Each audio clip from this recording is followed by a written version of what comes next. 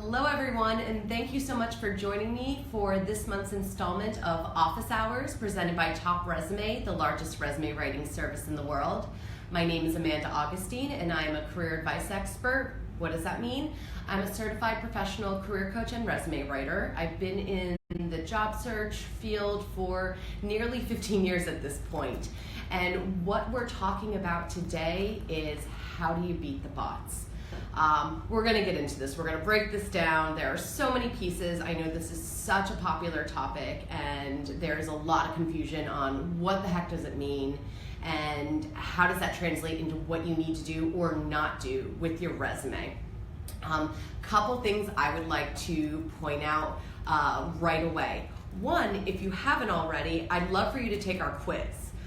My lovely associates are going to drop in the link to our quiz so you can get a baseline on how much information do you already know about beating the bots and creating a resume that's going to make it past this ATS. So go ahead and do that. You can do that while you're listening to me. It's just nice to have a baseline. If you've already done it, great, just keep tuning in. Again, my name is Amanda Augustine and we are here for this month's installment of Office Hours, and we are here to talk about how can your resume beat the bots. So let's start with the simple question. ATS. You hear it, you can Google it, you will see it on job search and career advice blogs all over the place. What the heck does it mean? All right, this is what it means. It stands for Applicant Tracking System. And if you're taking the quiz right now, I just gave you the answer to the first question, so got a head start on it. What is an applicant tracking system? This started out as a piece of software for recruiters, large organizations, typically really big, think Fortune 100, Fortune 500 corporations with hundreds of job listings where they're trying to manage all of these different job applications. And it's challenging. We know that the average corporate job listing receives around 250 applications.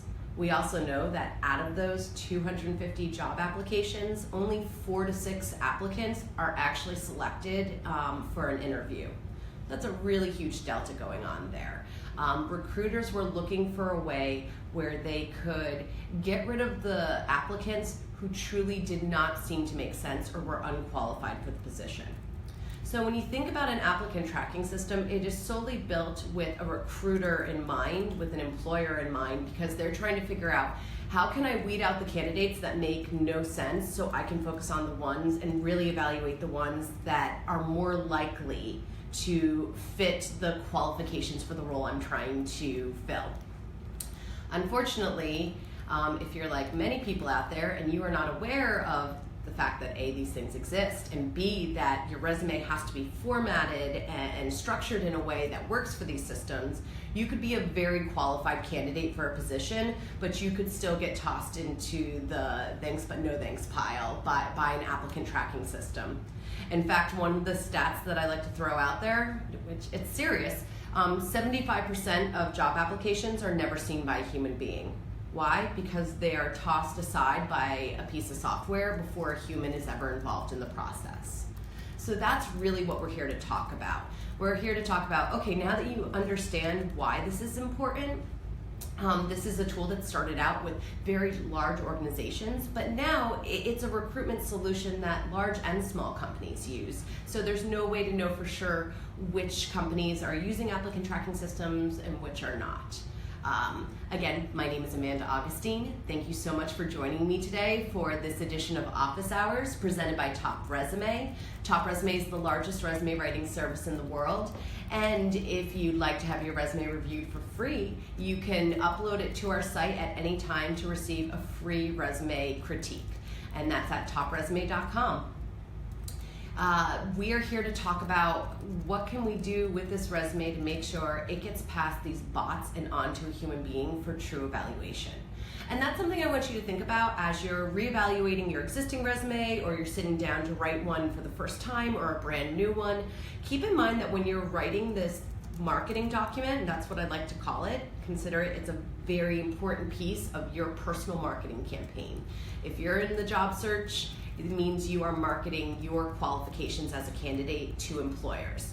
And this resume is going to be one of those very important pieces of advertising as part of that plan. So when you're writing this important piece of advertising, so to speak, you want to write it with a couple different audiences in mind. Keep in mind that you're going to have you may or may not have your resume go up against these applicant tracking systems, this recruitment software. And then we're not just writing this so we'll get past a piece of software. We also have to write it knowing that a human will receive it at some point, and it needs to be written with your target audience in mind to really position yourself as qualified for the role you're going after. So that's something I want to make sure everyone's aware that what I'm going to tell you today are tips to help incorporate into your resume to make sure it makes it past that first round of screening. But it doesn't stop there. Some of these tips and tricks also apply for how a human's going to evaluate your resume. And then there are other best practices when it comes to writing a resume that will then impress, the hiring manager, the internal recruiter. So just to keep that in mind. I have a list that I've kind of put together of what are all of these different things that you need to be aware of. And so I am going to kind of refer down every once in a while because it's a rather long list. I hope everyone's still here and engaged. We're going to start going through what should you do or not do when it comes to writing a resume to ensure that you beat the bots. So let's start with file type, because this is a point of contention, and I see arguments back and forth on Quora and all these other places online. And I want to set the record straight for as much as I've learned about applicant tracking systems. First thing to keep in mind, what a surprise, they don't all work the same. Some are more sophisticated than others. Some can infer language that others can't. Some can handle file types that others can't. However, when you're applying for a job, you probably don't know which applicant tracking system you're going up against, if that's even involved in the process. So what I like to do is play it safe and say, okay, these are the rules that even the least sophisticated ATS you may come up against. These are the rules that are going to help you pass that system. It won't hurt you in the next one that's a bit smarter about how it evaluates candidates, but we'll be sure to make sure that you pass those ones that are a little bit more rudimentary, so to speak. So when we're talking about file type, you want to stick to Word. It can be .doc, it can be .docx, that's perfectly fine. Frankly, you could use a plain text file as well. That is actually by far the most ATS-friendly format available. However, knowing that it's going to get passed on to a human being at some point, it really limits your options when it comes to design and really being able to draw your target audience's eye around. So I truly recommend that you stick with Word. Start it in a Google Doc, download it into a Word doc. Now I know everyone's asking, what about PDF? Everybody hears about PDF. My recommendation is save a copy of your resume as a PDF. If you are talking to a friend or a networking connection and you're passing it along via email to somebody, use a PDF. You know why? Because it's probably the nicest format. It's going to keep all of your formatting intact, so no matter what system someone's using, it will look the same on everybody's screen.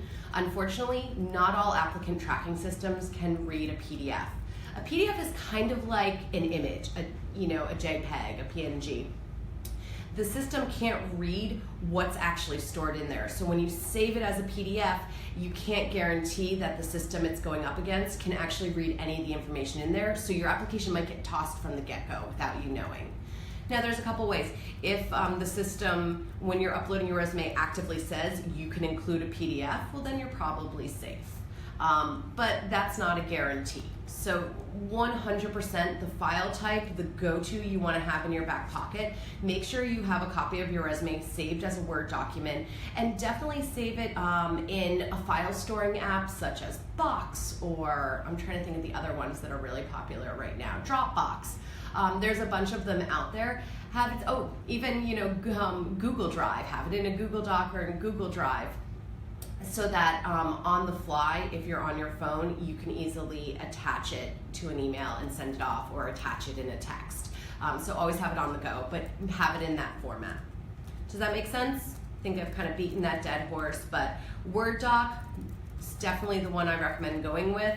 PDF, sure, save a copy of it, but realize that it doesn't work for every system, and you're not going to know what system you're going up against. So unless they blatantly say, yes, give us a PDF, I would avoid that and stick to the Word doc. All right, moving on. Let's talk about, since now we're all in Word documents, and that's the version I recommend, headers and footers. It's a perfect spot to throw information. They save it for you on the side. I'm actually going to tell you, be very careful if you save any information into the header or footer of your resume. Footer I'm not as worried about. Header is the one that I get concerned about, and here's why. Because normally at the very top of your resume is your name and your important contact information, your phone number, your email address, the link to your LinkedIn profile, your city, state, and zip. No mailing address, that's not necessary. But those are all kind of the pieces that say, here's how you get in touch with me. Not every applicant tracking system is able to parse the information, to read the information that appears in a header, and a footer for that matter. So if all that important information is up in that area, it might get all squished together, it might get all jumbled, or it may be unreadable. So I try to avoid them. Some people still use them, but really better safe than sorry. You still want that information at the top of your resume. I would actually decrease the size of the header or ignore it entirely and just put your information at the very top. Any questions so far related to that maybe I should answer along the way, or should we just wait towards the end? Jack had no idea about not using PDFs. He's only used PDFs, but what I was just about to tell him is that every ATS system varies. Yes, 100%. Jack, I totally get it, and to be quite honest, until I dug deeper, because, listen, disclaimer, I'm a resume writer, I'm a career coach. I have been trained and certified, the rules continue to change, and you do have to kind of dig back and go deeper and learn things along the way. I was under the impression for a long time that PDF was the way to go. Until I dug deeper, one thing to know at TopResume is that when we provide a resume critique, we basically break it into two sections. One, we're giving you some objective analysis on the content, the design, the use of your words, is it more action-based or task-oriented, or are you talking more results-oriented, that sort of thing. But then the second half of your critique focuses on how is an applicant tracking system going to read you? And this is the point that so many people get upset about, because they don't realize what they're looking at is what the ATS tells us, not necessarily what a human would tell us. So when we tell you that we think these are your skills, or this is the information we could find for your contact, and sometimes it's not found, and people get really angry and say, hey, we're just showing you what happens when it's put through a parsing system. So at TopResume, we use a system called Sovereign, and Sovereign is the actual parsing technology. When you think about, and I don't want to get too technical with everybody, but when you think about it, you upload your resume, and then information is pulled into fields, and they give you an option sometimes to correct that information, that sort of thing. Sometimes they don't, depends on what system you're using. And then it's, that information is put up against a set of requirements. The initial part is the parsing technology. It's just how it's going to read your information. There's a second layer to that every applicant tracking system is quite different in terms of how it's evaluating it against certain qualifications or requirements that the hiring manager or recruiter has put into the system. So when it comes to the file type, yes, some systems can read PDFs, and one of the nice things about them is that when you have a PDF, you don't have to worry about a header footer, because that kind of disappears. However, if you're dealing with an applicant tracking system that cannot read PDFs, it's as if you just uploaded a blank document. And so that's where you want to be careful. So yeah, have both versions available. And definitely test it out. I would say if the applicant tracking system, if when you're uploading it, it point blank says PDF is one of the versions it will accept, then you're probably in good shape. But always have a Word doc backup, because it's not a guarantee. Again, thank you everyone for joining us. If you just tuned in, my name is Amanda Augustine, and I'm the career advice expert for TopResume, the largest resume writing service in the world. You can always request a free critique from us by going to topresume.com. And we're here to talk about how can you write a resume to beat these awful bots that are getting in the way of your application being seen by someone who can really make a decision on your candidacy. So we talked about file type. Word first, PDF is a backup depending on what system you're using. We talked about headers and footers. The biggest takeaway, don't put important information like your contact information or your name into a header because, again, it's not every system, but some systems won't be able to read that information. Now let's talk about keywords, because I think this is where everybody gets really confused, or they think they're doing a great job and they're not, and they may not really have a good understanding. This is when I will say getting a free critique from TopResume is very useful, because we say, hey, these are the top skills. This is what we think you do for a living. Not we, TopResume. This is what the parsing technology has pulled out and how it's assessed you. This is how you're being presented to employers when you upload your application. So if you look at that and say, that is absolutely not what I want to be known for, and that's not how my resume should be telling my story, then you know there needs to be some work there. So a few things to keep in mind. When we're talking about keywords, the ways that you can identify what keywords are most important, I always say find 3 to 5 job descriptions. The ones that are for the desired roles, and I don't care where they're located. They could be located in parts of the world that you have no interest in.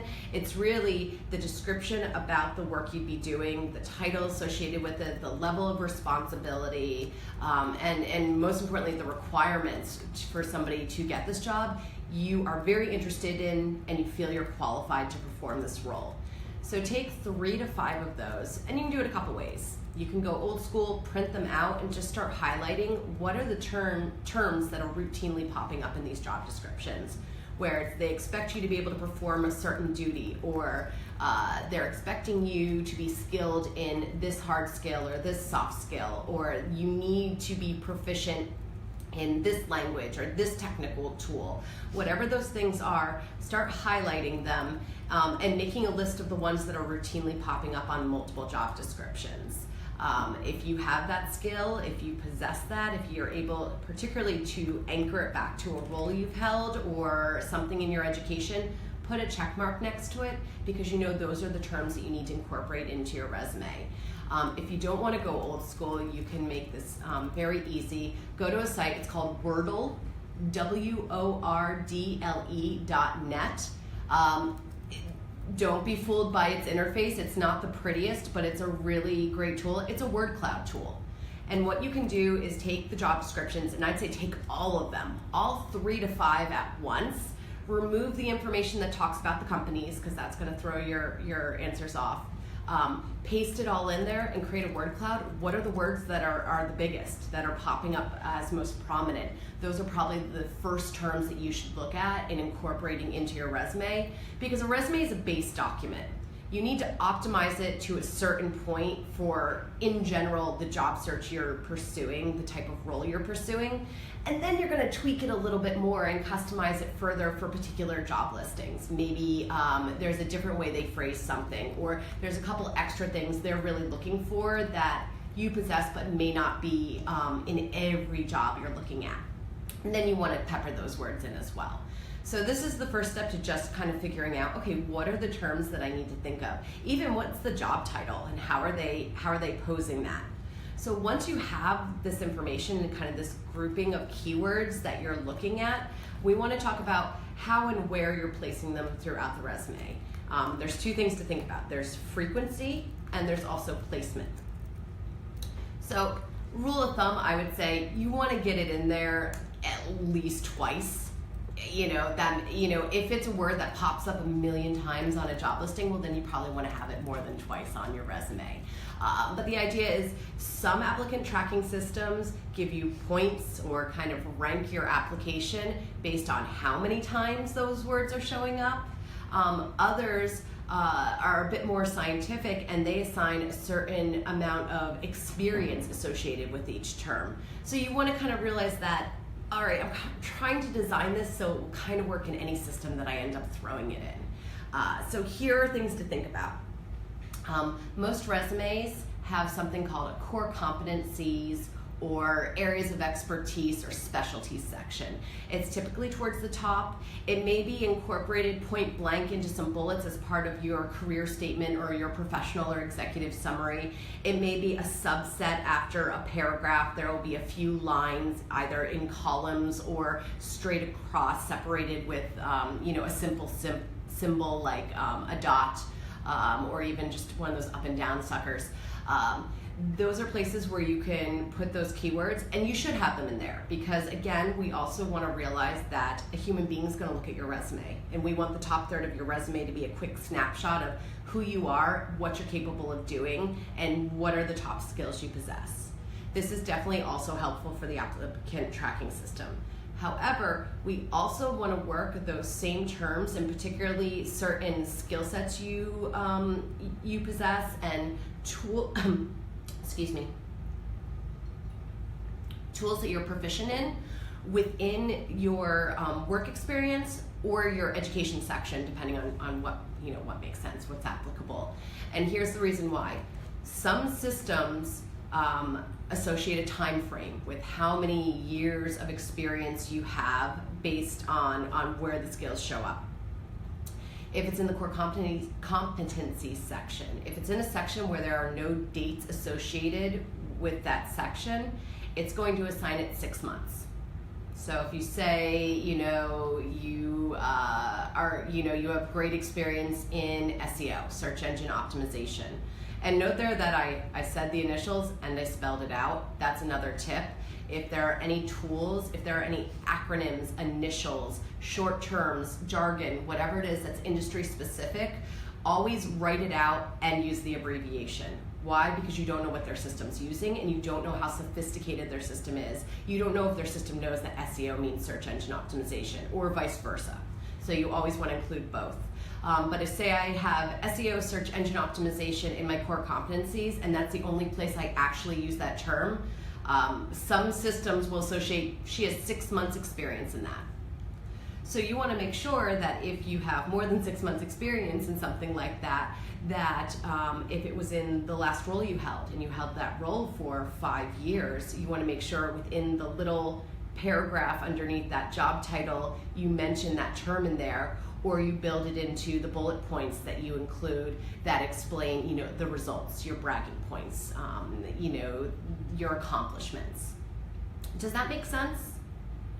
Are we getting a lot of questions about really what that means, or are people kind of understanding? Because I know it's a lot. I'm throwing a lot at you. I'm talking really quickly, but I want to get in as much value as possible because I know this stuff is really confusing, and frankly, none of you should have to read a rule book or a manual from an applicant tracking system to write your resume. That's also why there are pros out there to do it for you. But if you're trying to figure out what's going wrong with your resume, these are things you could try first to see if you get an uptick in activity. So just to review, when we're talking about keywords, start by reviewing the jobs that you're going after to figure out what are the key terms that you should be incorporating back in. If they're using a particular phrase, try to use that particular phrase back in your resume somewhere. So don't just use another way of saying it, actually use the same language. This is why also you tweak your application based on different job postings, because you may have to just tweak that information a little so that it's more likely to resonate with that system. So once we have our words. Second is, where can you place these words? If it's a top skill, a hard skill, a soft skill, or a particular tool, chances are you're going to incorporate that information into your professional summary and or that core competencies section, which is all kind of part of that career statement area. But that is not the only place you want to do that. If you have that term up there, you want to make sure you're backing it up with proof of how you use that skill and where you use that skill. And that's why you always want to make sure that term shows up at least one more place, somewhere in your work experience or your education section. I would say even if we didn't have an applicant tracking system in play, for anybody who was at office hours last month when we were talking about the resume mistakes that drive recruiters crazy, if you just say, I'm a great leader, and you don't back it up somewhere in the work experience saying, under my leadership, we produce these results, or we produce these results because of my leadership with this team, again, it still won't resonate with a recruiter. So it's a best practice no matter what, but in this point, it's very technical because we want to make sure you get an appropriate amount of work experience associated with those skills. All right.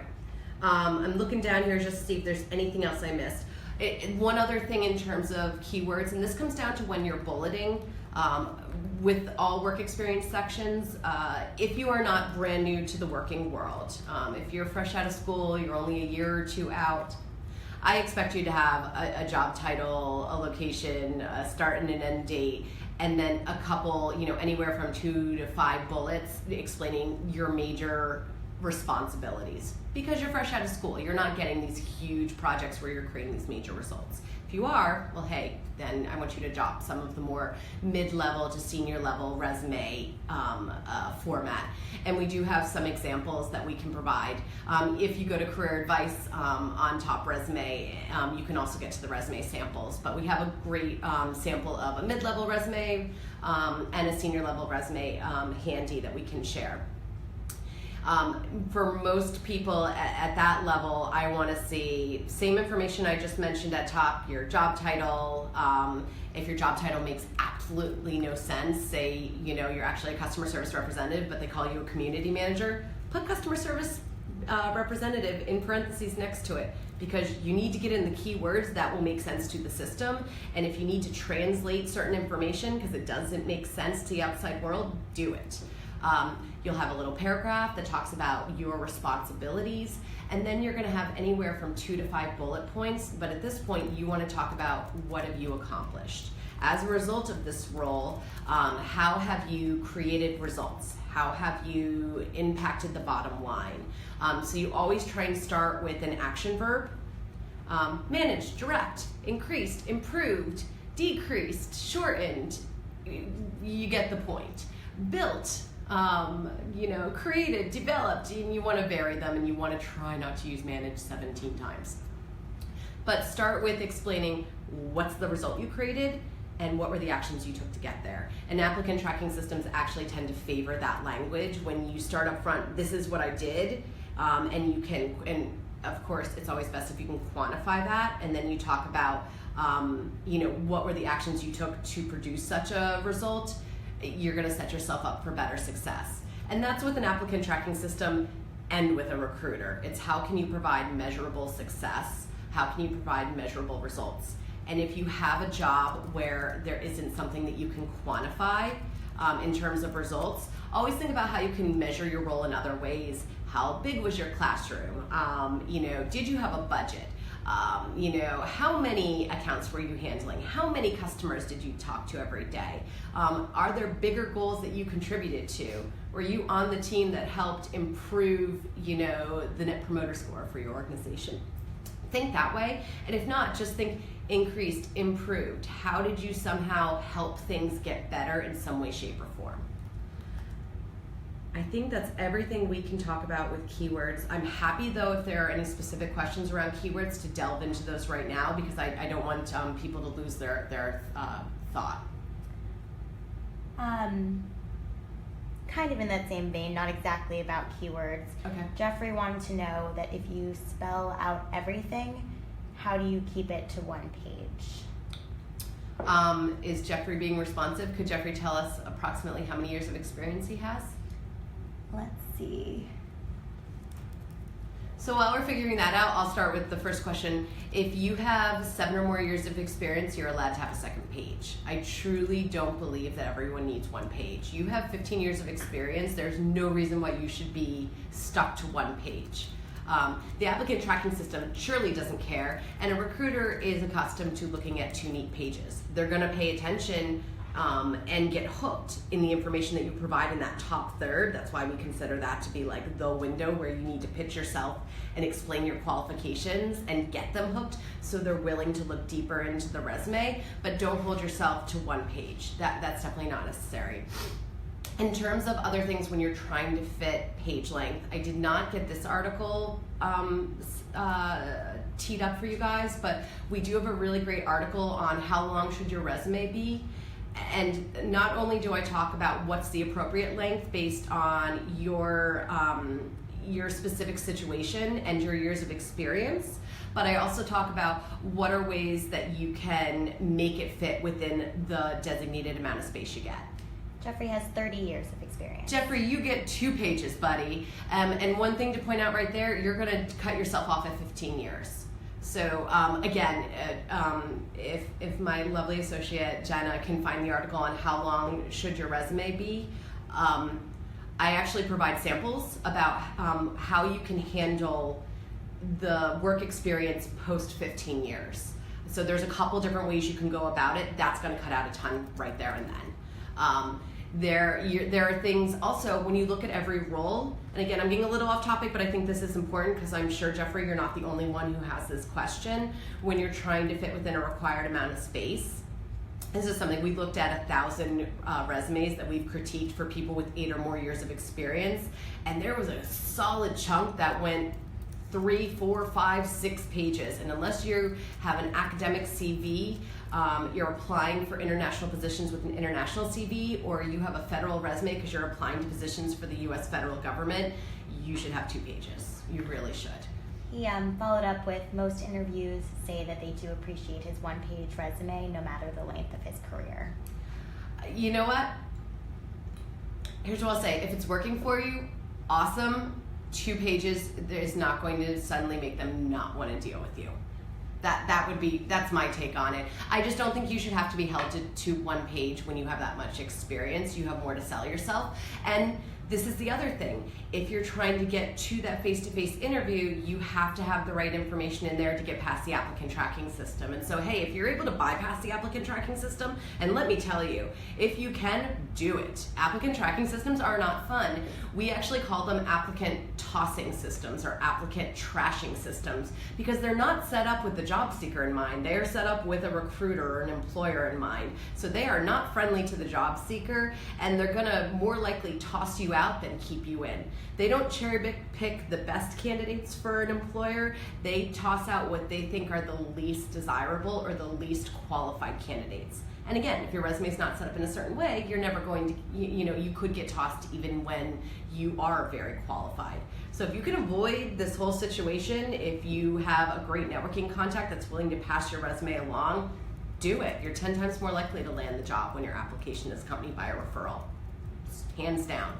The reality is it's typically a mix of the two, and so there's no way that you can just 100% eliminate applications. And oftentimes, even if you have somebody who works at the system or within the company who can pass your resume along, if it's a large organization, they have those applicant tracking systems for a reason. They want to track your candidacy. They may say, great, we'll look at it, but we need you to apply through our system and let us know what your confirmation ID is, because they still need you in the system. We have another question about keywords. Yes. Binoy has a question. So he's pursuing the role of a business analyst. Okay. And in his skills and expertise section, he has both technical skills and management skills as bullet points.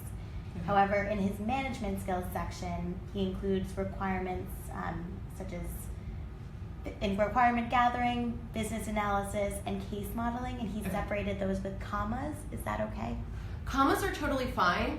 I can actually say, you can highlight the technical proficiencies completely on their own. Oftentimes, those are included after your professional experience, but it will also depend on where you are in your career. If you don't have a lot of professional experience as selling points, you might want to move the technical skills higher ups because, you work with what you've got. That's any resume 101, you got to work with what you got. You can't make up stuff. So if those are your best selling points, then I'd probably put the technical skills up there as well. Commas are 100% okay. That's actually much better than some other options. And that's actually a great lead into my next, did that answer it or? Okay. That's a great lead into the next, resume tip I give to help you beat these bots.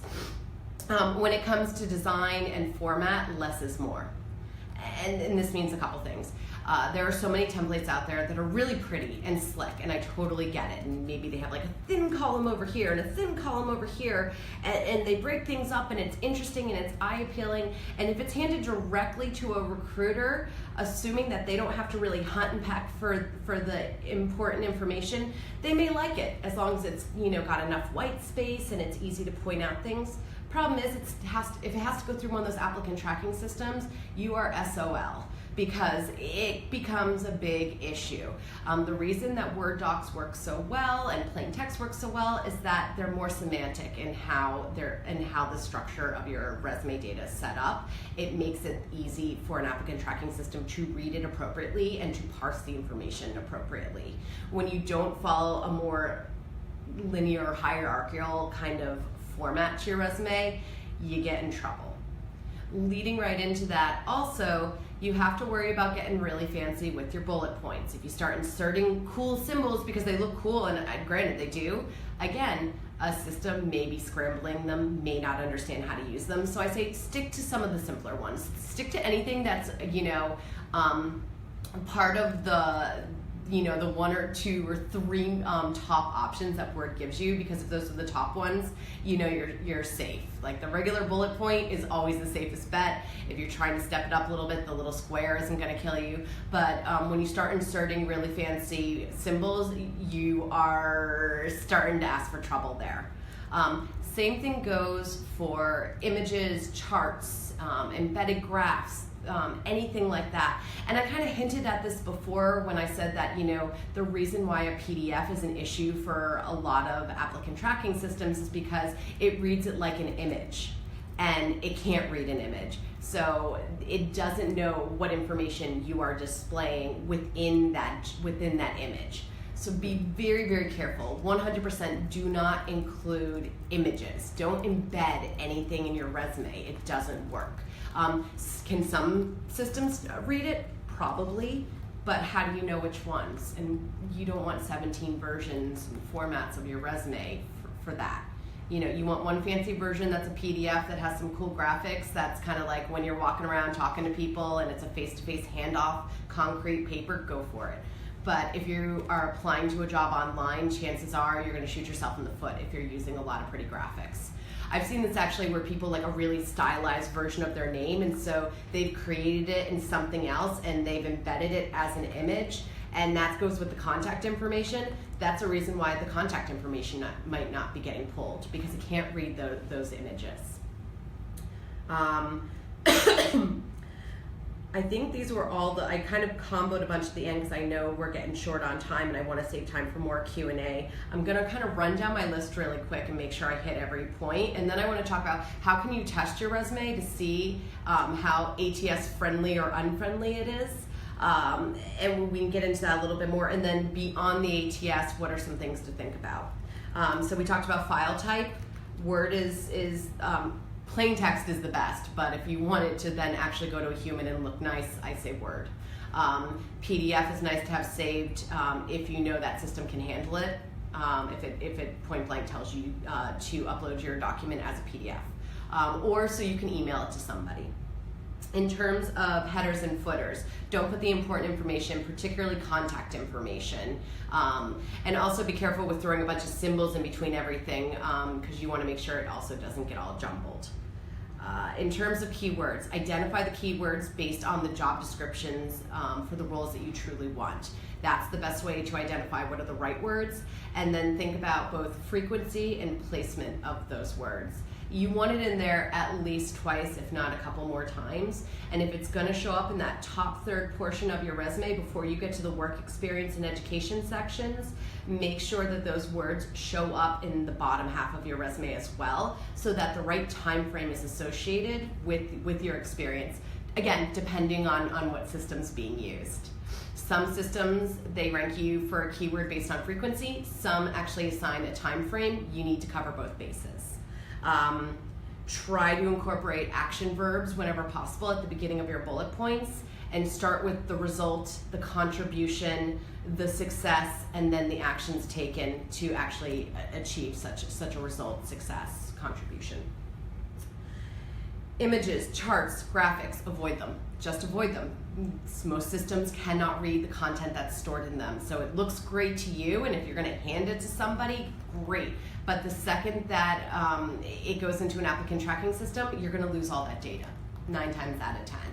And also, I gotta say, if we go back to the TopResume office hours from last month, they don't like a bunch of fancy, elaborate designs. It was on the top 10 things they hated about resumes. They want it slick. They want great white space. They want to be able to easily scan your resume in a short amount of time and identify what's the type of role you're pursuing, why are you qualified for it, and what's your career narrative. And then also be careful when you get into design, formats, templates. There's a lot of templates out there that you can download, and frankly, they're not ATS-friendly. They look nice, but they're gonna completely shoot you in the foot when you have to upload that resume for an online application. So also be careful about the bullet points you choose. Don't go too fancy. So when it comes to a resume, and especially its design, less is more. Everyone says, well, how do I make my resume stand out? How do you make your resume stand out? Make it clear why you're qualified for the role you're going after, and add measurable success wherever possible. That's honestly what impresses an employer more than anything else. How can you clearly explain to them, this is why I'm qualified for this role? That's what they care about. Remember, your resume is written with the target audience in mind. Write it for their needs, not your own. Now I want to quickly run down just how can you test your resume. 2 quick ways. 1, copy the contents of your resume. Just hit a Control-All or a Command-All, copy, paste it into a plain text document. What you see is what you get. If there are crazy symbols, or information is out of order, suddenly a header is thrown in the middle of your core competencies, or the word professional experience is halfway through your professional experience. If anything is scrambled, if anything is missing, chances are some applicant tracking system is going to read it that way. So now you know where are kind of the areas to assess what's going on. The other way, upload your resume to TopResume for a free critique, because the second half of our critique is designed to say, this is exactly what will be parsed. This is, if it says not found for your most recent employer, your years of experience, your contact information, your name, 0.2% of those resumes we critique, the system can't find the name. It's not because you didn't have it on there, it's because it was embedded as an image, or it was in a header some weird way, and it wasn't picked up by the system. So really keep that in mind. Those are your 2 best ways to figure out if your resume is going to pass the test or not. And I recommend doing both. Why not? Might as well cover your bases. I think those are the biggest things that I wanted to make sure we got across here. A couple things before we get into Q&A. I want to say that we do have this ongoing contest. It's a monthly resume makeover contest. So if you're listening to all this information I'm spitting out today, and you're saying, oh God, this is a lot of information and I don't know how to do this, and frankly, you shouldn't, because you're not a resume writer, because you're not a job search geek like myself, who's been living and breathing and eating this stuff for almost 15 years. If that's not your forte, don't try and make it your forte. Have someone else write it for you. There are professionals. You don't write your own will, you don't do your own taxes, you don't have to write your own resume. But you can also win it for free. So if you go to topresume.com/resume-makeover, we also have a link bit.ly for you that you can click. So just go into the comments, click on that sucker, upload your resume, and you are automatically entered into our monthly contest. You only have to enter once. You are in the pool forever, and every month we're pulling out a name, and then we're having that person's resume completely rewritten by one of our writers. I'm really excited to announce that this month was the first winner, and her name is Hannah. I'm not going to give her a last name because I want to give her some anonymity, but Hannah E. She's in Scottsdale, Arizona, and she is working with one of our writers right now named Tracy to have her resume completely redone. So congratulations, Hannah. And come back to TopResume's site, because we're going to do a before and after. We sanitize the information so she's protected and no one's going to be able to track her down. But you can get a look at what's the before, what's the after, and what were some of the major changes that we did based on her specific job search journey, because everybody's a little different. I think I covered all the things I really wanted to do there. I'd love to break into some Q&A if we have more questions. We do. Excellent. Okay, let's see. So Steph had a great question. Is it just the resume that goes through the ATS, or does the cover letter go through as well? That's a really great question, Steph. I think it honestly depends on the system. Some of them have you upload your resume as a separate document or copy and paste it into a field, and so it's gonna depend. I would say it's not a bad idea to keep your keywords in mind and incorporate them where it makes sense. Don't go nuts, because the cover letter is by far not the most important thing. And depending on how the system's set up, it may not go through it at all. But that's a really interesting question, and I promise I'm gonna ask my colleague Lauren, who helps keep track of the Q&A, because we like to publish the Q&A in an article after the fact. Lauren, I'm putting it on you. Please remind me. Let's dig a little deeper on that so we can provide a more comprehensive answer when we publish the blog article. But good question, Steph. On the same note of cover letters, yes. Would you suggest submitting your cover letter as a PDF or a Word document? Interesting. If you're going through a system where you have to create a login and then they have you upload pieces of information, if they allow you a section for a cover letter and a section for a resume, I would upload it as a Word document. I don't think you don't have to get crazy stylized. The one thing I will say is, it may or may not help your application by having some keywords in it. But taking that aside, we know anecdotally that some recruiters, employers find the cover letter to be very essential and they always read it, and there's a large chunk that say, I never read it. And so knowing that, you still have to create one because you don't know who you're dealing with, but I wouldn't go nuts on over stylizing the sucker. However your resume is formatted, you want your cover letter to look like it's part of the same branding package. Think of any big brand out there. Nike is the one that always pops into my head first. Whether it's a print ad, something online, a magazine article, a commercial, you always know it's theirs right away because it has the same look and feel. It just feels uniform. It's the same way you want your business communication, your resume, your cover letter, even your business cards. You want them to have the same look and feel. And for the cover letter and resume, you want the same font used. You want them to look like they belong together as a pair. Steph also asks, what about margins? Is there a standard?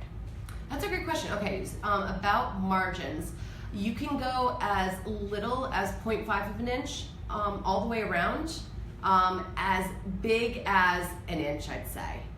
So again, this actually goes back to, I think it was Jeffrey was saying, well, I'm trying to fit it on a page, what can I do? Oftentimes when you're trying to mess with fitting information on a certain page, you can play with the margin size. You can play with the font size, and you can play with the spacing between lines. Those are all little things where you can tweak and really get in there to try and make it fit a certain size. Again, when it's going through the applicant tracking system, that doesn't care, but when it comes out the other end, you typically want it to look nice. So you had obviously mentioned that Word is the optimal file type to submit your resume in, and Nicholas asks, so what type of Word, what version of Word are we going to use? Word 2003, Word 2010, 2016? Does that matter? That's a very fair question. So funny enough, we have talked about this and looked at this in the past. I definitely don't go with the oldest version because some sites aren't compatible with that anymore. The newest one, assuming it's been around for a couple of years and it's not brand new, I would say go with that because it's probably going to offer you the best details. I typically do try and save as and put it just as docx, so that, and you normally have the ability to say like something about the compatibility, and I apologize, I don't know the wording off the top of my head, but I know when you go to save the Word document, you have the option to check a box about something about making sure that its elements will be compatible with other versions, and that's something I'd always make sure you do. Something else, it just occurred to me, when you're saving your resume, think about the file name. Even the file name, it can help you in this process. So whether it's really ATS specific or not, make sure that you're putting in the title as it appears on the job description, the company, sometimes the company name. I do that more to keep track of what different versions of my resume I'm putting out there, and make sure your name is in there. So then that's a very clear and easy way for the recruiter or employer to keep track of it. So Janine says, hi, thanks for sharing this information. Thanks, Janine, you're welcome. And so she has a 10-year gap in work experience. Okay. She was in HR for a while, then had the 10-year gap for a family matter, and then was an office manager for a few years, and now she's looking to get back into HR. It's a challenging one. Some people will definitely say, hey, you should go functional resume. And I gotta say, not only do recruiters and employers hate functional resumes, ATS systems eat them for breakfast. It doesn't work because it's not in the chronological order in which these systems typically parse your information. What I would recommend for you, Janine, is to separate your experience into two separate sections. Have relevant work experience and then have additional work experience. And I would put something for what you were doing. So I'm trying to think, because, you know, in a perfect world, you'd be doing something relevant. This is more of like a career changer or somebody coming back to work. Normally what I recommend is if you're volunteering, if you are interning, which is completely legit, even with your level of experience, I'd actually say please Google the term returnships, RETURNSHIPS. They are very, very popular. Okay, I'm lying. They're not very, very popular, but it's one of those things that's been kind of trendy over the last 5 to 10 years where you've heard a lot more about them. A lot of major companies who are trying to bring women back into the workforce because they're trying to meet diversity goals, or they realize, hey, we're dumb, these people have great experience, we could kind of intern them back into the workforce at a reduced rate, but also give them the experience they need to get to the next level again. There's a lot of things going on there, but it's a great solution for you, so that's something I definitely look into. Returnships could be very useful for you. If that, I have no idea where you live, but I live on Long Island right now, and for Newsday, we did a print piece and an online piece very recently. You got it all right? 10 is so good. Everyone, you never see the people behind the screen, and I think they're very happy that they're not in front of the screen, but we do have an amazing support staff that makes these events possible, and I'm not gonna call out their names because I can already see them getting red, but thank you, ladies, because you do an awesome job. Returnships would be very useful. Something else, look up the term skill-based volunteering. There's Return Path, there's Catch-a-Fire, I believe. Path Forward might be one. I may be confusing these with returnships. But Catch-a-Fire, CATCHAFIRE, is definitely one to look at. If you can do any type of volunteer experience, which would put recent current experience and the dates associated would be present, where you could volunteer your HR expertise to help a worthy cause, you can put that on your experience, and that's 100% legit. Same thing goes if you take on some consulting work where you're helping some friends that have a fledgling company and need some help setting up some HR stuff. Again, it's legitimate. Doesn't matter if you're getting paid or if you're doing it pro bono, but that's experience that would be in chronological order. Regardless, because you want to showcase your HR experience, because that's the most valid, what I would recommend doing is relevant career experience or relevant HR experience, and then I'd have additional work experience underneath that. So Jeffrey writes in about how ageism is prevalent. Yeah. July, Jeffrey. I'm telling you right now, July is going to be completely on age discrimination for office hours. But of course, I'm going to listen to your question now. I just want to put that out there. So he finds that most online applications demand the date of birth and year of college graduation, and then he hears back stating that he won't fit within the culture, which is a sad experience considering that resilience, wisdom, and principles, which are pillars of our society, are seen as something of little significance, he feels like. I 100% agree. So let's see. So even though age discrimination is illegal in corporate America, he's finding he's getting the same response. Yeah. So how can he knock down this wall? Very, very valid question. Definitely not going to be able to answer it entirely, or I would assume to your satisfaction in the time for this live chat, but a couple things to put out there.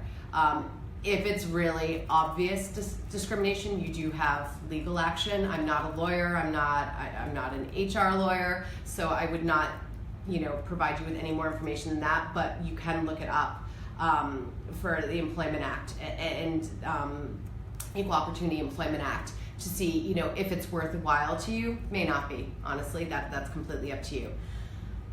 That aside, I'm surprised that they're asking for your birth date, because most times there's no need for them to have that at the beginning of the application. So I'm kind of curious what line of work you're in. But that said, this entire talk has been about when you're applying online, how do you create a resume for it? But I will be the first to admit that if you can avoid the online application, you're in better shape as a job seeker. You still need a resume. It's always going to be your calling card. Even those who do everything through social media and that sort of thing, 93% say they still use the resume as a tool for evaluation. So it's still required. But if you can bypass that application process, you're in much better shape. The number one source of hires for most companies out there, employee referrals. So 100% get on your networking game. Start talking to the people who you've managed, you've worked for, you've worked with. Perhaps it's vendors, perhaps it's customers or clients. And if you haven't been investing in your professional network, now's the time to take a second look at that, because it really does make a difference. If you can have somebody who advocates on your behalf, and you can bypass that red tape that this awful bot system is, you're going to be in better shape.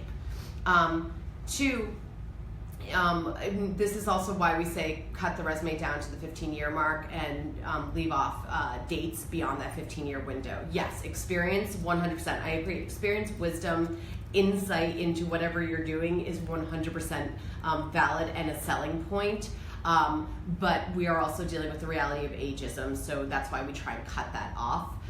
There are different rules when it comes to academia. There are different rules when it comes to the federal government. But there are even different rules when it comes to an international CV.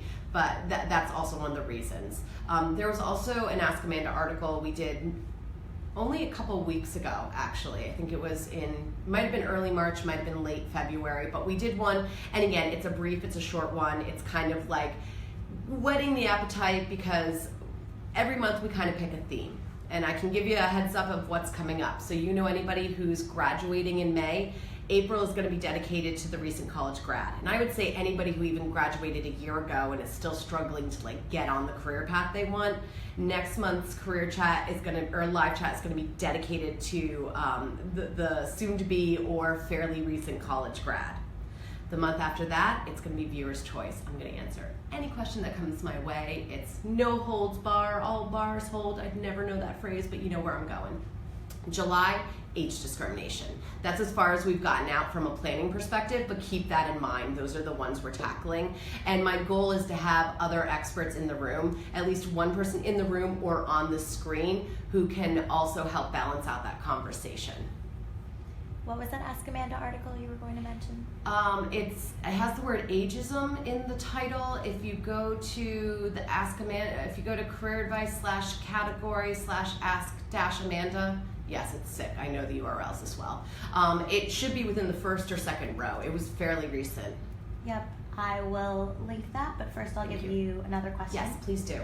So, similar in line to the questions you've answered, Benoit, his last working year was December 2015, and then he had a 2-year gap while he was pursuing his master's degree. Is that fine, or will the ATS chuck his CV? I don't think it's as big of a deal, because there's a reason why. Yeah, you got to be a little careful with the ATS. I know that's an issue, but one thing is that it also will recognize the dates of your education, and typically, it's not just saying if unemployed, Chuck, right? That's not to mention really discriminatory. It's typically not how it works. They're more interested in trying to assess the number of years of experience you have. It's more the recruiter, the employer, who looks to see what have you done most recently and how relevant is it to what you're trying to do for them. So if you recently earned your MBA or whatever the advanced degree was, your master's, make sure that at the top of your resume, after your name, you put a comma and you put MBA or you put MS, whatever it is. This goes for anybody. If you have an important certification or credential or advanced degree that's considered a valuable selling point for your career path, in addition to having it in education and professional development section at the bottom, make sure the initials for that credential are listed after your name. So again, it can't be missed. And if you did recently graduate, I'd even work that into your professional summary. Recent graduate or recent, recipient of masters of blah, blah, blah with X years experience doing so and so. That's how you can kind of start it off. So you're kind of peppering it in there everywhere. If there's been no work after the MBA or the master's, and so it's like it just blocks and there's nothing going on in your professional experience, you may want to put in one line that has the start and end years and just put full-time student from X dates to X dates pursuing blah blah degree, just so again you got to kind of idiot-proof the resume. Remember, you're dealing with multiple audiences here. This is a way to kind of help you balance that out. I think we have time for one last question. Okay. So Steph says, thank you for answering her questions. You're quite welcome. So if she's making a career change or doesn't have the exact job title in her history, is it okay to put at the top of the section seeking X role in order to get it on the resume, or is there another way to get it on in a second place? So of course it's the one resume sample I didn't provide you ahead of time, but if you, but we do have a career changer one, which Steph I think will be very useful for you. Excuse me. What I'd recommend doing is that when you look at your resume, and again, longer conversation, but if we're talking about the different pieces of a resume, in the top third is kind of basically your elevator pitch, your contact information. It should have a professional title as well as a professional summary that then it incorporates core competencies, either as a separate list or somehow incorporated into a bulleted piece. Different writers do it different ways. There's not necessarily one right way to do it. I have a preferred way, doesn't mean it's the only way. What I'd recommend is that the title at the top of your resume should 100% be the role that you're pursuing. A couple things to get around that. Some people feel very uncomfortable making that the professional title on their resume if they've never had any work experience in that. So although I hate objective statements, and there's a whole series of articles on why I hate objective statements. They're fluffy, they talk about your wants and needs, they don't really tell anyone anything, blah, blah, blah. It's okay if you want to put, for the professional title, objective, title that you're going after, and then what you do is use that kind of elevator pitch section, your professional summary section, to say, this person with this type of experience looking to leverage these skills towards this type of career path moving forward. That's 100% okay, and that will help you get those skills in, or the right keywords. The other thing, if this goes for anybody, whether you're trying to truncate 30 years of experience or 15 years of experience into 2 neat pages, or one, Jeffrey, if you really want to go for that, though I do really think you can have 2. Or you're trying to switch career paths and that sort of thing, you want to reevaluate every work experience you've had, whether it was paid, whether it was full-time, part-time, whatever, and say, what about that role is somehow relevant to what I'm pursuing now? Which of my tasks, which of my responsibilities, which of my results, which of the skills did I build, or the industry experience I was exposed to would resonate and make sense for the role I'm pursuing now. That's the information that you want to make sure is front and center, but you may need to translate the experience. Stephanie, for you, what I'd say is, hey, go and find some people to do informational interviews with. I apologize, Jenna, that's one more link, but informational interviews. I think Tyler Omuth has a really great article on our site about that. But it's him or Natalia. informational interviews are a chance for you to talk to somebody in your chosen field, where you can say, hey, this is what I've done in the past, this is what I want to do. They can actually help you figure out which of your skills would be considered most desirable, and they can actually help you even figure out how you might need to change the phrasing of those skills, and how you can use different terminology that will describe it in words that your new target audience and the ATS system will appreciate.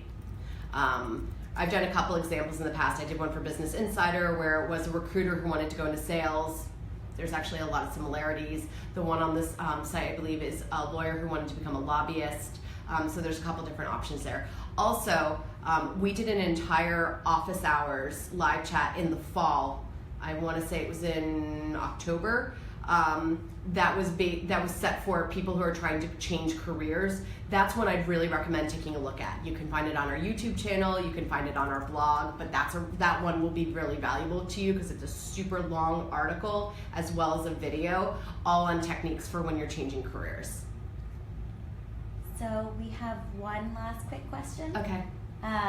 Jay asks about showing timelines for work experience. Okay. If he has just over a year of experience, should he write it as the month/year or just year to year? Great question.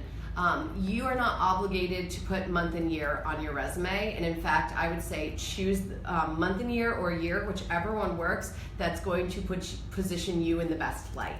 So if it makes more sense because say it was January 1st to December 31st and it's all the same year, if you want to show to say, hey, I was there a whole year, then maybe you want to put the months.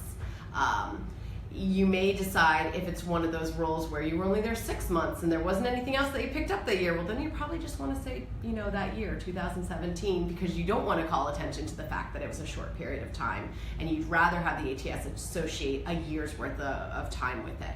So you can go either way. What I would say, Jay, is whatever you choose for one role, you have to be consistent for the rest of the roles. That's one of the things that drives recruiters crazy, is a lack of consistency and a lack of within the formatting as well as the presentation of the information. So make sure that pick one that's the best option for the majority of your positions and go with it.